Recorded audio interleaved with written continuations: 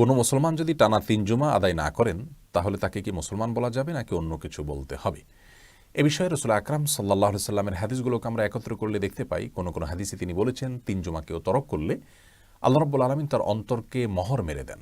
অর্থাৎ তার অন্তরে ভালো মন্দ নিরূপণ করার ক্ষমতা আর থাকে না, এটা নিষ্ক্রিয় হয়ে যায়।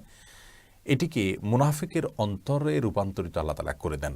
এই ব্যাখ্যা করেছেন ইমাম মানাবী রাহিমাহুল্লাহ সহ অনেক মুহাদ্দিসিন ইকরাম। কোনো বর্ণনায় পাওয়া যায় যে টানা ৩ জুমার কথা তিনি বলেছেন। অর্থাৎ লাগাতার যদি কেউ ৩ জুমা তরক করেন তাহলে সেক্ষেত্রে তার জন্য এই ভয়াবহ বার্তার কথা নবী সাল্লাল্লাহু আলাইহি ওয়াসাল্লাম জানিয়েছেন। একজন মুসলমানের জন্য এটা অত্যন্ত বড় ধরনের সতর্ক বার্তা। তার অন্তরে হেদায়েত গ্রহণে অনুপযুক্ত হয়ে যাওয়া, এটি তার জীবনে সবচাইতে বড় দুঃসংবাদ বলা যেতে পারে।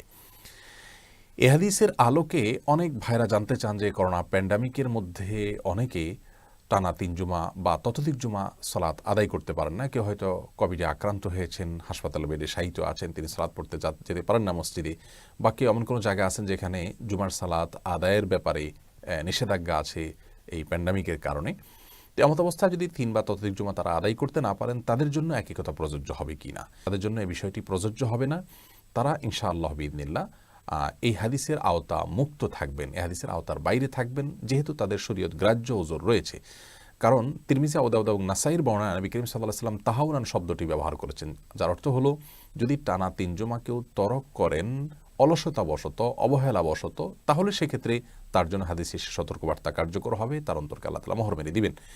আর যদি কেউ শরীয়ত গ্রাহ্য ওজরের কারণে করেন সেটি ভিন্ন কথা। ইবনে মাজার হাদিসে আসছে মিন গায়রি যুরুরাত শব্দটা, যার অর্থ হলো শরীয়ত গ্রাহ্য যে প্রয়োজন আছে সেটি ছাড়া যদি কেউ ৩ জুমা নিছক অলসতাবশত তরক করেন তাহলে তার অন্তরকে আল্লাহ তাআলা মোহর মেরে দেন।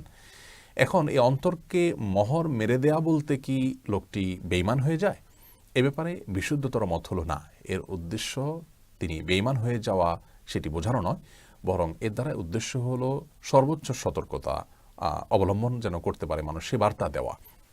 আল্লাহ রাব্বুল আলামিনের নির্দেশ পালনার্থে প্রতিদিন ৫ ওয়াক্ত সালাত প্রত্যেক ইমানদারের জন্য অবশ্য কর্তব্য। কেউ যদি ইচ্ছাকৃত সালাত ত্যাগ করেন, সেটা ৫ ওয়াক্ত সাধারণ সালাতও যদি ত্যাগ করেন, তাহলে সেক্ষেত্রেও তার ঈমান নিয়ে সন্দেহ করেন অনেক স্কলারগণ, অনেক ইমামগণ।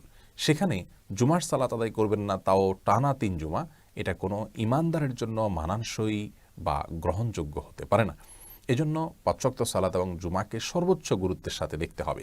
কেউ যদি এমন কোনো কোম্পানিতে জব করেন যেখানে থেকে তিনি জুমা সালাত আদায় করতে পারেন না, ছুটি পান না, তাহলে সেই কোম্পানি তাকে পরিত্যাগ করতে হবে। কেউ যদি আপনাকে মোটা অঙ্কের বেতনের চাকরির অফার দেয় আর বলে যে আপনি এই চাকরি করতে গিয়ে শ্বাস ছাড়তে পারবেন না, তাহলে সেই চাকরি আপনি কখনোই করবেন না, কারণ মোটা অঙ্কের বেতন দিয়ে কী হবে যদি আপনার প্রাণ চলে যায়। একজন ইমানদার কাছে ৫ ওয়াক্ত সালাত, জুমার সালাতের গুরুত্ব যে কোনো মানুষের বেঁচে থাকার জন্য শ্বাস ছাড়া এবং শ্বাস নেয়ার মতো। শ্বাস নেয়া ছাড়া যেরকম কোনো মানুষ বাঁচতে পারেন না, তেমনিভাবে একজন ইমানদার তার ঈমান টিকতে পারে না সালাত আদায় করা ছাড়া। বিধায় আমার সালাতে যদি আদায় করা না যায় তাহলে আমি সেই চাকরি দিয়ে কী করব?